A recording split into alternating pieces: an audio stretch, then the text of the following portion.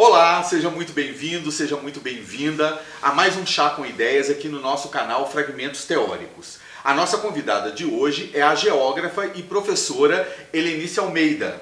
Helenice é mestre em Educação Ambiental e coordenadora da área de Geografia do Colégio Santo Agostinho de Nova Lima. A sua pesquisa é sobre geopolítica e ordem econômica mundial.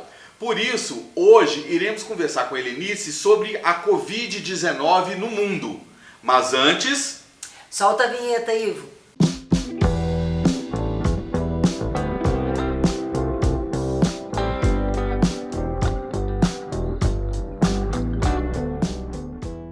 Helenice, eu queria te agradecer por ter aceito o nosso convite para a entrevista para o nosso canal, também por nos receber aqui na sua casa, e queria te perguntar como que a geografia pode nos ajudar a entender essa pandemia da Covid-19 no mundo. Bom, o prazer foi meu em recebê-los, tá? E falar sobre isso também é um prazer. Acho que a geopolítica, ela está envolvida em muita coisa. E a geografia, na verdade, se a gente for olhar do ponto de vista, né, da mancha do vírus, como que o vírus, ele, né, onde ele surgiu e ele se propagou, nós vamos ver, na verdade, que, né, é aquela relação, quanto mais integrada está a economia, quanto mais globalizado está o planeta, menores as chances de você conter a difusão de um vírus como esse. Então, quer dizer, né, é tão intenso o fluxo de pessoas, de bens e de serviços, e na verdade a gente vai ver que, né, o turista brasileiro que foi lá para fora, que trouxe para o Brasil, e que, na verdade, disseminou para grande parte do mundo. Então, quer dizer, os primeiros casos aparecem na China, em um espaço de tempo muito curto se expandiu por toda a Ásia, a proximidade geográfica ali é muito grande, é quase impossível você isolar hoje, e, por incrível que pareça, é praticamente uma sequência da Rota da Seda, né? Indo pela Ásia Central, ele chegou até a Europa, da Europa, né? Você vê o fluxo intenso entre... Você vê o que é uma União Europeia, o que é uma fronteira, né? As fronteiras muito próximas umas das outras, e esse livre trânsito de pessoas que o próprio Acordo de Schengen permite, e também as intensas relações dos Estados Unidos e da Europa, como que foi rápido chegar aqui no continente americano e se espalhar pelo continente inteiro, ou seja, só a Antártida ficou livre do vírus. Né? Então, na verdade, se a gente fosse pensar nisso, né, há um século atrás, a velocidade de propagação não seria tão rápida quanto foi agora. Sim. Então, quer dizer, a gente tem todo um fluxo de bens, serviços, de transporte, de comunicações, que, na verdade, hoje nos coloca, né, uma questão de preocupação biológica sanitária, se torna uma questão de geopolítica internacional. Então, quer dizer, antes os inimigos eram os estados, era você entrar em conflito com o outro país. Hoje, pandemia, crises climáticas são, né, que nos ameaçam. E aí, como você discutir uma questão da segurança, como conter um vírus no lugar onde ele aparece? Helenice, no início do século passado, né, mais ou menos 1918, o mundo sofreu com a pandemia da gripe espanhola, né? O vírus influenza atacou a humanidade, fez 500 milhões de infectados, 50 milhões de mortos, só no Brasil 35 mil. E a gente observa que naquela época, né, o conflito da Primeira Guerra Mundial foi um desencadeador da proliferação do vírus de uma forma muito mais acelerada. Hoje a gente vê uma tensão também entre potências, né? Os Estados Unidos e China aí, brigando aí nesse ranking das superpotências mundiais. O que isso tem a ver com a pandemia hoje? Voltando um pouquinho à questão, né, da gripe espanhola, e lembrando que de espanhola ela não tem nada, isso, né? Na verdade, fica muita gente querendo procurar o culpado, e foram soldados americanos infectados que acabaram indo, né, para a Europa, no cenário de guerra. Sim. E inclusive o fato de você ter ganhado essa conotação de gripe espanhola foi porque, na verdade, a imprensa da Espanha era uma das poucas imprensas livres, ou seja, foi quem noticiou, porque assim como a gente tem agora políticas do nosso próprio país, né, e de outros países em tentar mascarar os dados, né, para não passar a ideia de que a coisa está tão grave, naquela época a mesma coisa, né? tentou-se esconder os dados da gripe espanhola. E se você for pensar, 500 milhões era 1/4 da população do planeta naquela época. Sim, é muita gente. Né? E, na verdade, os Estados Unidos e a China, desde março de 2018, que os Estados Unidos declararam guerra, né, comercial à China. Então começaram pegando uma série de produtos chineses e sobretaxando. A China não ficou atrás, fez a mesma coisa, pegou uma lista de novos produtos e sobretaxou também. Então o que acontece? Essa guerra acirrada entre os dois países, na verdade, ela acabou sendo trazida para o contexto da Covid. Né? Então, uma questão que era comercial e que os Estados Unidos, nesse momento, se encontra, de certa maneira, mais frágil, porque, né, o que nós assistimos nos últimos anos foi um processo de terceirização da produção industrial para os países asiáticos, tendo a China principalmente como a maior, né, ou seja, a indústria do mundo hoje está na Ásia. E o que isso pode representar para a questão mundial, para a geopolítica mundial? O fato desse deslocamento, desse poder, dessa liderança econômica sair do Ocidente, das mãos dos Estados Unidos e parar no Oriente, na China? Na verdade, eu acho que a maneira como os Estados Unidos e a China vêm conduzindo a pandemia, né, ela, na verdade, já nos mostra muito bem qual que é um possível cenário futuro.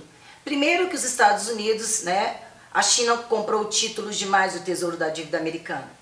Então, mesmo que a China hoje ainda tenha um PIB per capita 7 vezes menor do que o dos Estados Unidos, na verdade, a gente também não pode comparar 300 milhões de habitantes com 1 bilhão e 300 milhões. É verdade. Então, quer dizer, é muito chinês. É muito chinês e é uma ascensão econômica muito impressionante. Né? Uma geração já de milionários chineses que estão por aí pelo mundo inteiro.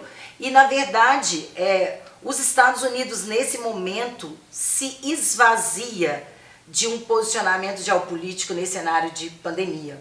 Então, quer dizer, quando a gente olha a epidemia do ebola no continente africano, e a gente vê, por exemplo, como que os Estados Unidos foram protagonistas, né? Como que o Barack Obama, em pouco tempo, não sei quantos marines americanos estavam na costa do Marfim, ou seja, e ali era uma epidemia, você conseguiu manter, né, controlar no lugar e conter a epidemia. Dentro de fronteiras. Dentro de fronteiras, né? E os Estados Unidos tiveram um papel importantíssimo. Nesse momento que a guerra comercial já se acirrava, os Estados Unidos simplesmente se colocam no papel de esvaziamento total, resolve simplesmente tirar todo o dinheiro que investe na Organização Mundial de Saúde por discordar da forma como a OMS vem conduzindo a questão da pandemia. E aí você vê a astúcia da China. Então, no primeiro momento, o que aconteceu? Os europeus foram solidários. Então, começou a pandemia na China, os europeus já enviaram muitas doações, né, equipamentos de segurança, uma série de coisas. O que os chineses fizeram espertamente? Quando a situação se inverteu, já que a Ásia, na verdade, é isso que a gente fala, né?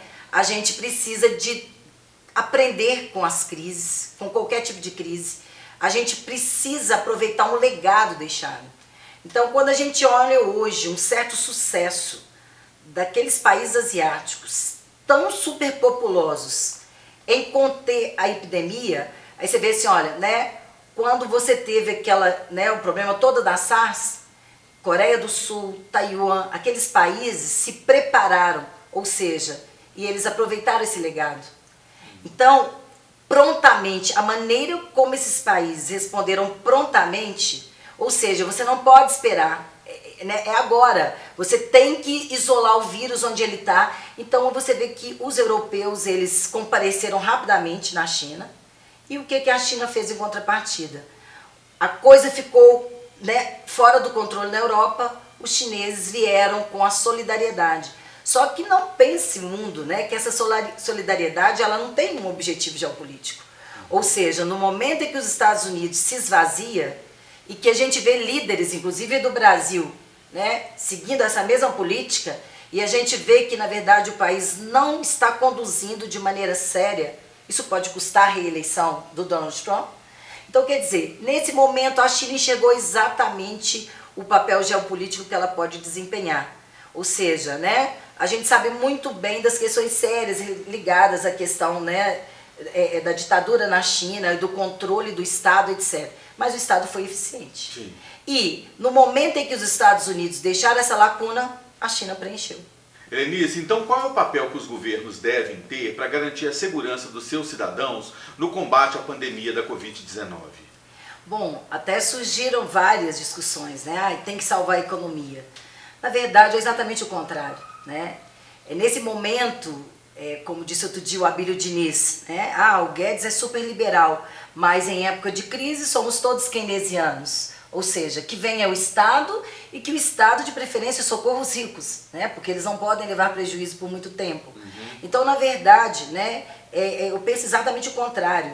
Não tem que salvar a economia. O Estado que, neste momento, tem que garantir que os seus cidadãos fiquem seguros dentro de casa. Ele que tem que prover os recursos para, nesse momento, né, as pessoas, quem está trabalhando em home office, mas quem não está trabalhando, então, quer dizer, não é aquela questão que você quer jogar a culpa. As pessoas vão morrer de fome se elas não forem liberadas para trabalhar, se a economia não for aberta. Não, é esse momento que um sistema de proteção social, que aí a gente vai ver a diferença na forma como os líderes mundiais conduziram a coisa.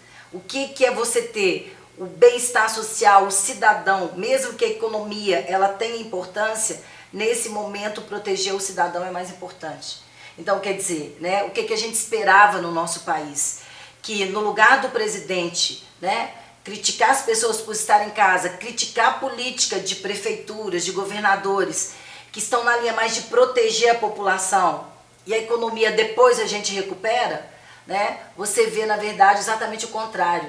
É como se você fizesse o cidadão se sentir culpado porque ele não está trabalhando, isso pode quebrar a economia e ele pode morrer de fome. Mesmo porque a economia sobe e desce, governantes entram e saem, exatamente. Mas a vida é uma só. É uma né? só. E, na verdade, né, quem garante o tempo todo é o patrão que quer que o trabalhador volte, ou seja, mais uma vez, né, o papel da classe trabalhadora que nunca é reconhecida, que, né, a gente está vendo que a pandemia ela está sendo um momento em que, né, as políticas estão aproveitando para tirar mais direitos ainda. Você pega uma população, uma classe trabalhadora que está vulnerável, um índice de desemprego muito alto, e você ainda faz com que eles acreditem que eles têm responsabilidade.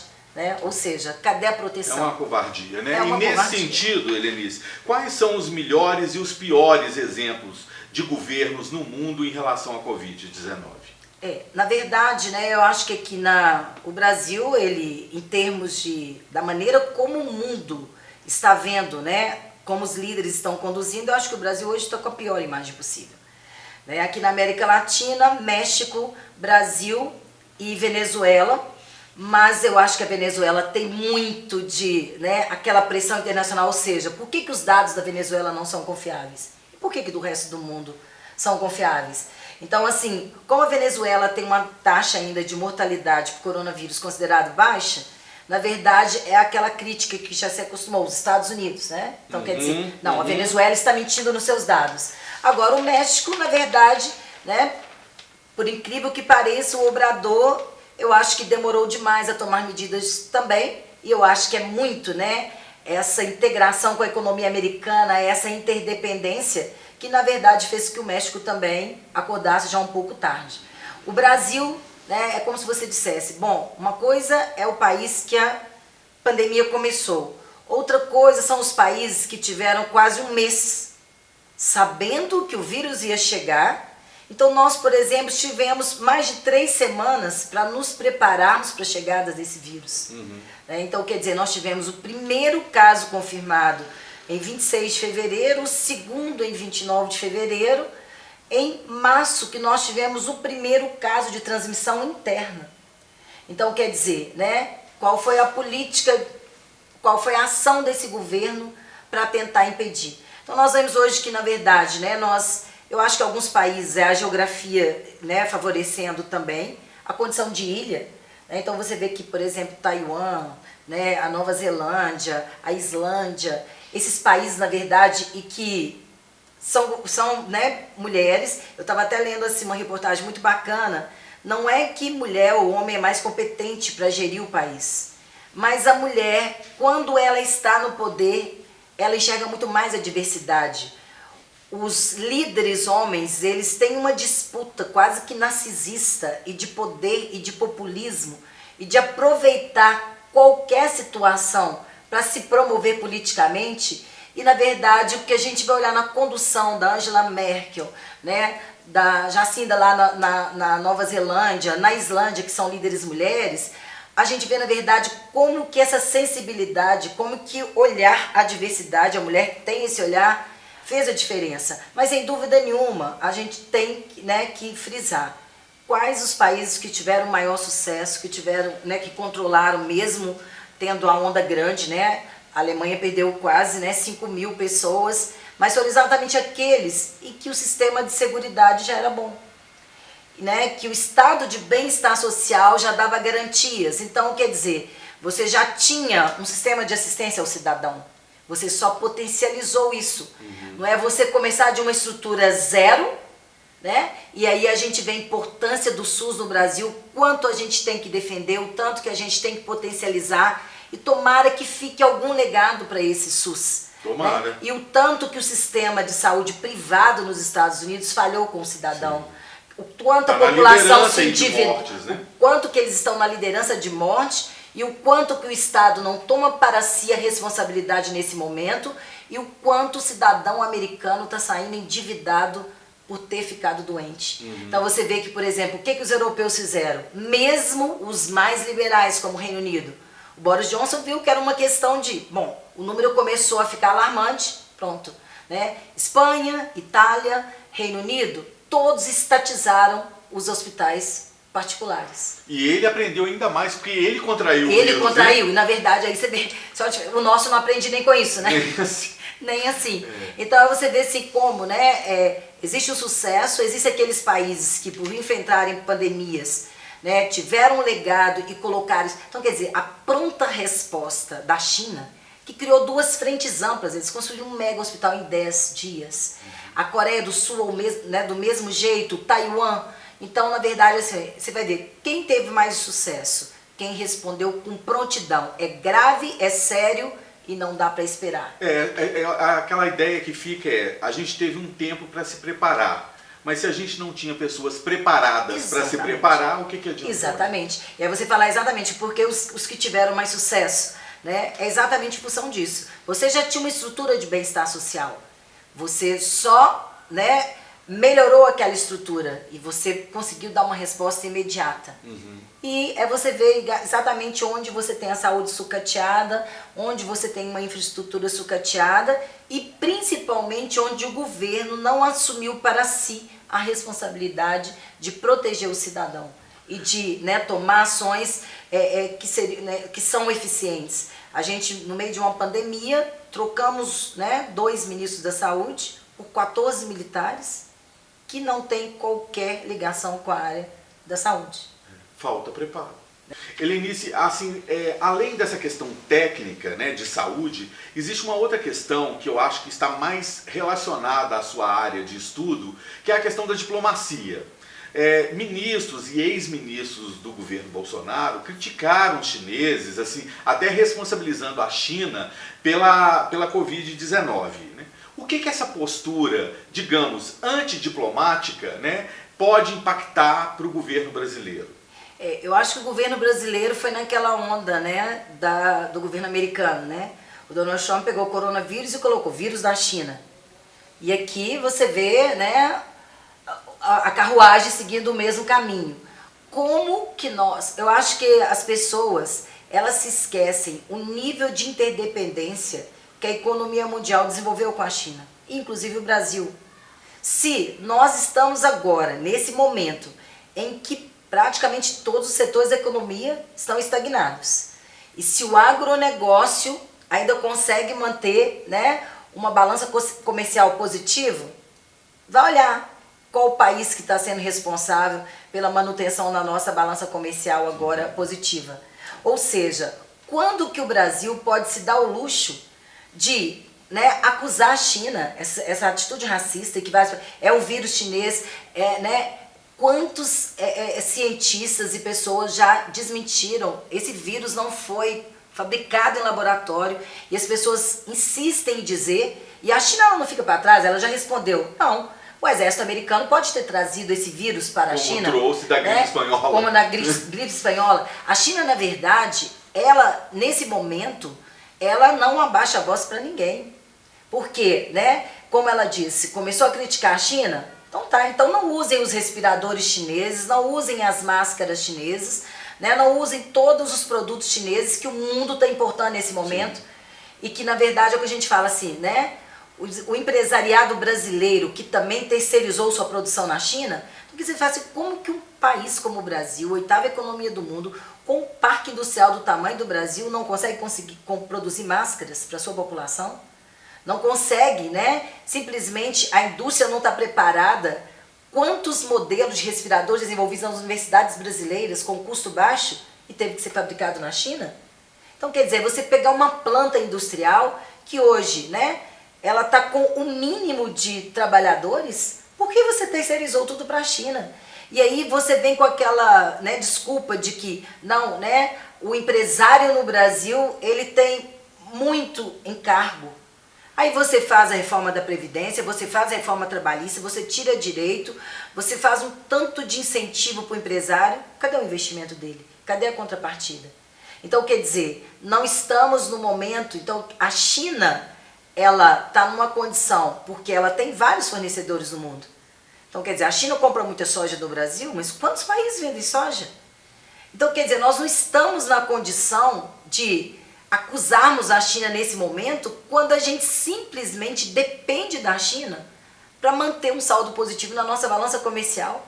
Então, quer dizer, a China é hoje, né, se você for olhar em termos de volume de capital, é o nosso maior parceiro comercial e é de quase a economia do mundo, numa interdependência enorme. Então, como você simplesmente é racista e critica o país que você simplesmente depende dele? E assim, fazendo essa pergunta de uma outra forma, eu queria te perguntar assim, quais são as consequências diplomáticas para o Brasil em se aproximar tanto dos Estados Unidos como se fosse assim, irmãos siameses há décadas? Exatamente, né? A questão da diplomacia com os Estados Unidos, principalmente nesse momento que você tem um governo, né, de direita, e que, na verdade, é um país que é liberal para entrar na economia dos outros, mas é extremamente protecionista. Então, quer dizer, a China, claro que ela tem alguns tipos de proteção, mas na área que a gente conseguiu entrar na China, de minério, né, de componentes industriais, né, da indústria siderúrgica, de vários itens, e principalmente a carne, né? Eu acho que cada vez mais esse hábito de consumir animais selvagens, pelo risco que isso, em questão sanitária, está representando para o planeta, eu acho que cada vez mais os chineses têm que repensar isso e o mundo tem que repensar isso. Então, quer dizer, e o Brasil assume um papel importantíssimo, porque ele é grande fornecedor de carne suína, bovina, para o planeta. Então, quer dizer, que interesse a economia americana? Nós não disputamos tecnologicamente com os Estados Unidos. Então, os Estados Unidos não é mercado para componentes industriais. Não. Os Estados Unidos sobretaxam o nosso aço, sobretaxam a nossa laranja, sobretaxam o nosso açúcar. Tudo aquilo que a gente, na verdade, teria margem para entrar, né, vantagem, com equilíbrio nos Estados Unidos, eles sobretaxam esses produtos. Sim. Ou seja, o que adianta a gente ser parceiro político dos Estados Unidos se eles não são parceiros econômicos nossos? Além do que, nenhum comerciante do mundo, do micro ao macro, dispensa um mercado de 1 bilhão e 300 mil consumidores. Nunca, né? Nem os Estados Unidos. Nem os Estados Unidos. Então, quer dizer, cadê a onda toda quando começou os Estados Unidos a acusarem a China, né? Ela tem responsabilidade, né, na difusão do vírus. Nós não vamos produzir o modelo, né, do iPhone 11 na China. E os Estados Unidos se movimentaram, né, porque a Foxconn ela produz para toda a linha iPhone, todos os itens, Então, quer dizer, não a Índia, os Estados Unidos tentaram 2, 3 meses com a Índia. Não conseguiram, voltaram para a China. Sim. Então, quer dizer, né? Sim. Quem criou Dependem quem criou essa interdependência, como vai? Os Estados Unidos estão naquela meta, né? A gente precisa sair dessa situação, mas reconhece, estamos nas mãos da China, né? Numa relação de interdependência, e é o mundo. Mesmo porque a China tem uma planta industrial mais moderna do que a norte-americana, que até hoje é movida a petróleo. A Né? grande questão é essa, né? A China, ela começa poluindo muito, mas a China hoje, as soluções ambientais e a maneira como ela vem se preocupando, né? E a excelência que ela vem produzindo determinadas coisas, com custo muito baixo, é claro que há superexploração da mão de obra, é evidente que há, mas quem vai competir com a China? Quem entra hoje na área de eletrônico, com a Coreia do Sul, com a China? Ou seja, alguns itens, né, a indústria ocidental simplesmente nem ousa tentar competir com o custo de se produzir na Ásia. Estão tentando bloquear a tecnologia G5 da Coreia na Europa, por influência dos Estados Unidos, mas isso não. E eles não já se estão até com sustenta essa muito onda tempo, aqui, né? O 5G, na verdade, eles já estão espalhando uma coisa de questão de saúde, como se eles, né? Quem está preocupado com tecnologia está muito preocupado com a questão da saúde das pessoas. Então, na verdade, exatamente por quê? Porque você já vê isso se despontando, né? E já vê uma certa liderança vindo da Ásia. Né? Então, na uma verdade, estratégia meio antiga, né? Igual aquela história de manga com leite, né? Causa morte para os escravos não assim, consumirem né? nem manga nem leite. Esse que ele chamou de capitalismo amarelo, né? É o capitalismo asiático. E, na verdade, é o comércio voltando para as mãos de quem eram os donos do comércio, né? Quem dominou as rotas comerciais no passado eram, né, as rotas comerciais da rota da seda, a rota do ópio, tudo, o Ocidente. Então, quer dizer, né? É como se tivesse tudo retornando às mãos de quem inventou tudo. Né? O Oriente já dominou o mundo e, na verdade, o que a gente está assistindo é o quê? É uma volta a esse poder de novo. Esse poder de novo. Helenice, em resumo, o que os países vão aprender com essa pandemia? Vai haver uma mudança estrutural na geopolítica mundial? Esse novo normal vai se apresentar de que jeito? Bom, né, para mim o novo normal é o momento que parar de morrer gente, né? Então, quer dizer, voltar ao normal é parar de morrer gente infectado por esse vírus e, né, como consequência, né, da doença da Covid. E nessa quantidade, né, assustadora. E nessa quantidade assustadora. Então, quer dizer, normal vai ser o dia que isso estiver sob controle, né? Mas as pessoas, na verdade, especulam muito a respeito. Vamos poder, né, cumprimentar o outro, né, abraçar o outro, etc. Na verdade, a gente estava, né, até olhando sobre a Tailândia, e assim, a gente também, se a gente for olhar, né, parte da razão assim, do sucesso dos países asiáticos em controlar, na verdade, quem já foi ao Vietnã, Tailândia, Camboja, Japão, esses países, você vai ver que, na verdade, a máscara para eles é um hábito. A gente até não entende como que aquele pessoa acorda e, né, levanta o dia inteiro com aquela máscara, o tempo todo, e criança. Isso, engraçado, né? Eu estive na Tailândia em 2017, no Camboja e no Vietnã. E, de certa maneira, me incomodava o tanto que eles usam máscara. Então, assim, a gente vê, né, no Brasil a resistência até de pessoas que deveriam, né, dar exemplo de usar uma máscara. Então, às vezes a gente fala assim, gente, uma coisa que já é hábito. Ou seja, né, eles, por questão de poluição e por questão de hábito, andam de máscara o tempo todo. Então, quer dizer, isso não foi uma coisa que introduziu algo de novo para eles. Além disso, se você olhar a maneira como eles se cumprimentam, sempre distante um do outro, ninguém, né, se aproximando de nada. Se beija, então, quer dizer, até esse comportamento cultural, ajuda. Ele, né, pode ter sido um dos fatores que ajudou, além, claro, da condução, né, eficiente dos estados, mas eu acho que essa questão cultural, ela também influencia. E a questão é exatamente o seguinte, eu acho que tudo tem que deixar um legado, tem que deixar uma lição. Né? Você vê o seguinte, né? Cuba, por exemplo. Né? Cuba, a forma como você já trata o cidadão, o bem-estar, a forma como a saúde em Cuba, a educação, já são coisas que têm uma prioridade no país. Então, como que, né, você... É a mesma coisa de falar assim... um embargo econômico um embargo econômico enorme. Cuba desenvolveu remédio, na verdade foi produzido em grande quantidade na China, por um laboratório chinês, mas foi uma medicina desenvolvida dentro de Cuba e que foi considerado muito eficiente no tratamento. Então, quer dizer, o país que tem a população mais ou menos semelhante à da cidade de São Paulo. Então, quer dizer, Cuba ao todo teve 83 mil infectados e já vai começar a sair do isolamento, abrir para o turismo. São Paulo teve, né, a essa altura já está quase chegando a mais de 160 mil infectados, com mais de 8 mil mortes, né, nesse ritmo, mesmo que tenha caído um pouco nos últimos dias. Mas aquela questão caiu, mantendo-se num patamar ainda elevado. Então, em pouco tempo, né, talvez chegue a 10 mil o número de vítimas. Então, você vê-se como que os governos... E acho que é uma lição que a gente vê da questão do liberalismo. Acho que talvez o novo normal implique em uma mudança, né, nessa visão do capitalismo. Ou seja, né, numa situação que estamos todos correndo o risco de morrer, né?